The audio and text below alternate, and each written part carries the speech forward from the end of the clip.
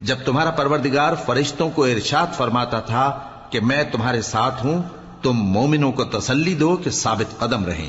میں ابھی کافروں کے دلوں میں رعب و ہیبت ڈالے دیتا ہوں، سو ان کی گردنیں اڑا دو اور ان کی پور پور توڑ دو۔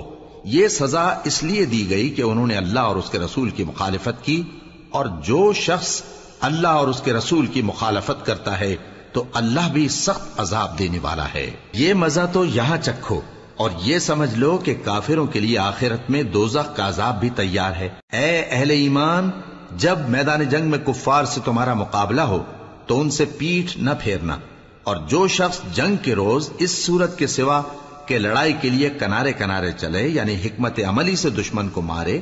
یا اپنی فوج میں جا ملنا چاہے، ان سے پیٹھ پھیرے گا تو سمجھو کہ وہ اللہ کے غضب میں گرفتار ہو گیا، اور اس کا ٹھکانہ دوزخ ہے،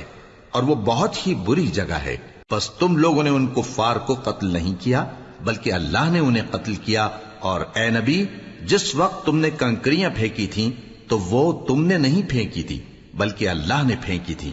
اس سے غرض یہ تھی کہ مومنوں کو اپنے احسانوں سے اچھی طرح آزما لے، بے شک اللہ سنتا ہے، جانتا ہے۔ ہوا بھی یوں ہی، اور کچھ شک نہیں کہ اللہ کافروں کی تدبیر کو کمزور کر دینے والا ہے۔